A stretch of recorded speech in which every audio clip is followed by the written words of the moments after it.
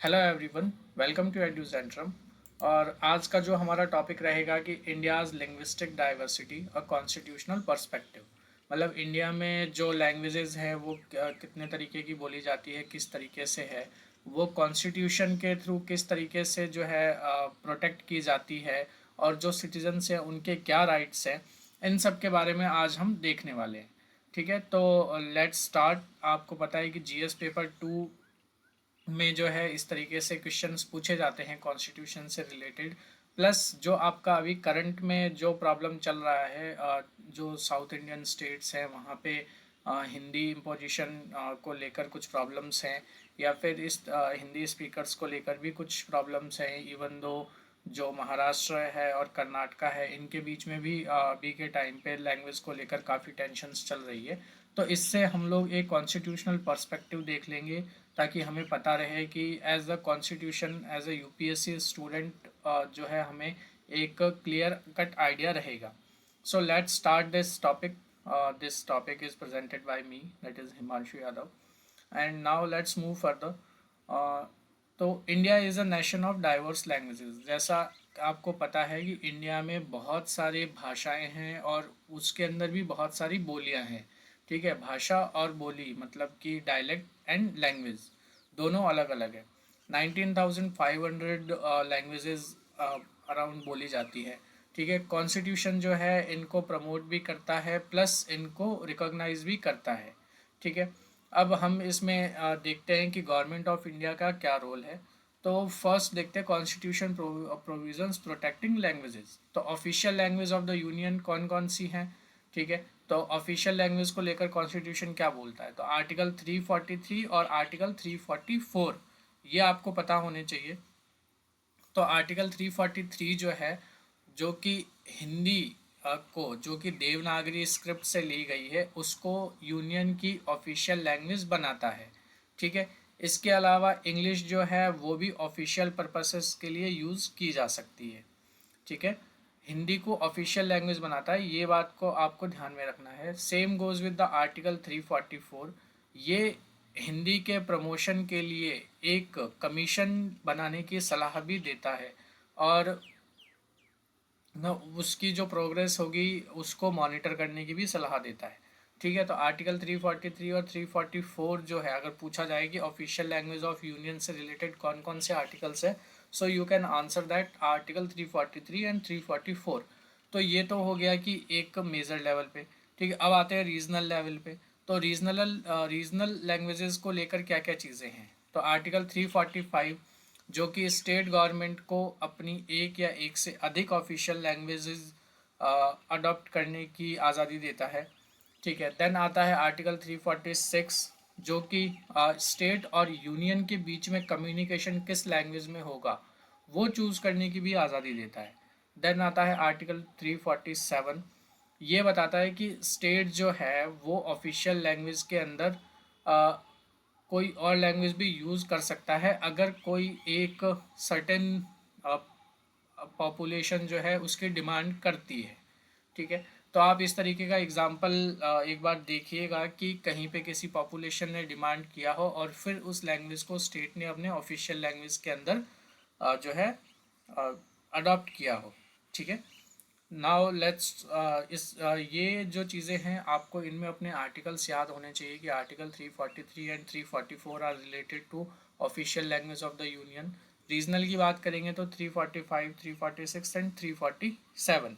ठीक है, now let's move further कि इसके अलावा आर्टिकल कौन कौन से हैं जो कि लिंग्विस्टिक माइनॉरिटीज़ को प्रमोट करते हैं।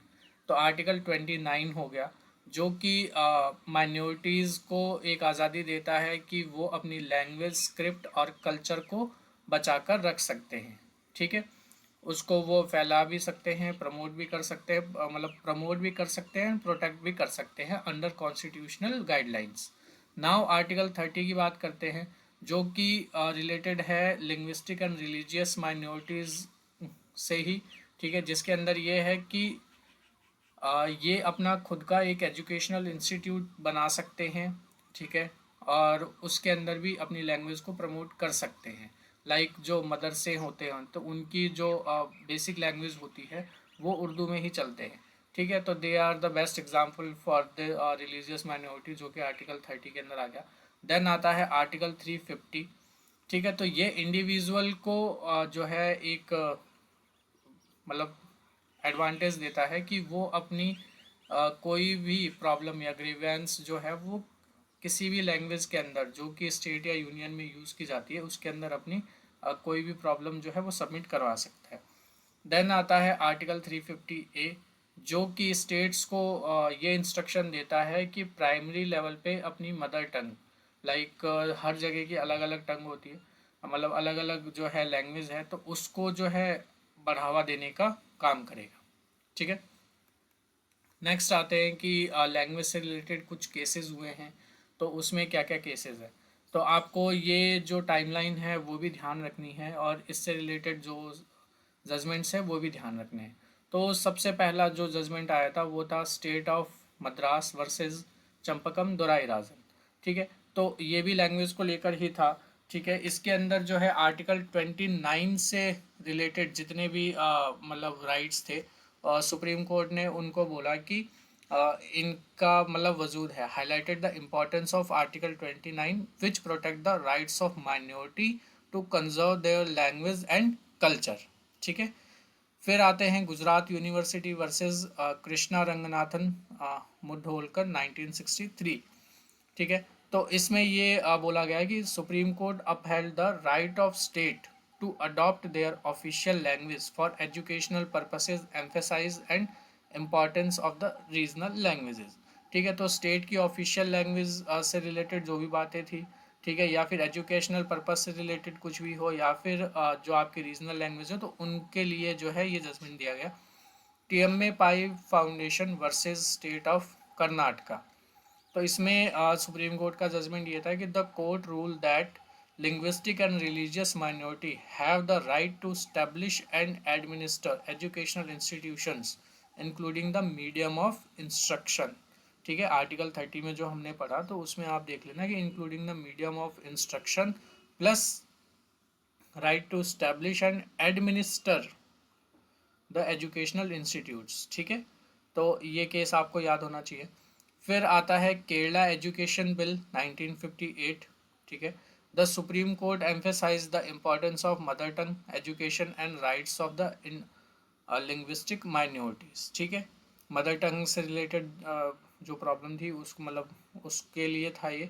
S R Bombay versus union of India, the court highlighted the importance of linguistic and cultural diversity in context of federalism and secularism. ठीक है, तो ये कुछ लैंडमार्क केसेस थे जो कि लैंग्वेज से लेकर थे, तो आपको ये पता होने चाहिए।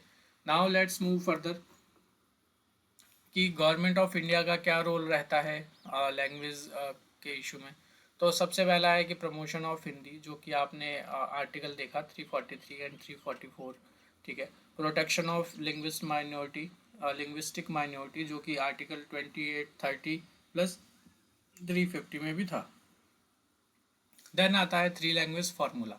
थ्री लैंग्वेज फार्मूला में ये कॉन्सेप्ट है कि एक लैंग्वेज जो है आपकी हिंदी रहेगी, दूसरी लैंग्वेज जो है वो इंग्लिश रहेगी, और तीसरी लैंग्वेज जो है वो वहाँ की रीजनल लैंग्वेज रहेगी। तो इससे क्या है कि जो आपका प्रमोशन है हिंदी का वो भी कंप्लीट होएगा, English education is necessary, and plus regional language भी आपको पता होनी चाहिए, तो वो भी जो है इससे इम्प्रूव होगी। ठीक है, अब आते हैं चैलेंजेस क्या क्या रहते हैं। तो चैलेंजेस ये हैं कि सबसे पहला हिंदी वर्सेस रीजनल लैंग्वेजेस, जो मोस्टली बहुत सारे स्टेट्स हैं जो कि हिंदी को ऐसे सपोर्ट नहीं करते हैं। जनरली जो साउथ इंडियंस हैं, साउथ इंडिया में जितने भी स्टेट्स हैं, तो वो हिंदी को एज अ मतलब को लैंग्वेज नहीं लेके चलना चाहते। उनको लगता है कि हिंदी हमारे ऊपर नॉर्थ इंडियन स्टेट्स के द्वारा इम्पोज की जा रही है। दूसरा आता है मीडियम ऑफ इंस्ट्रक्शन।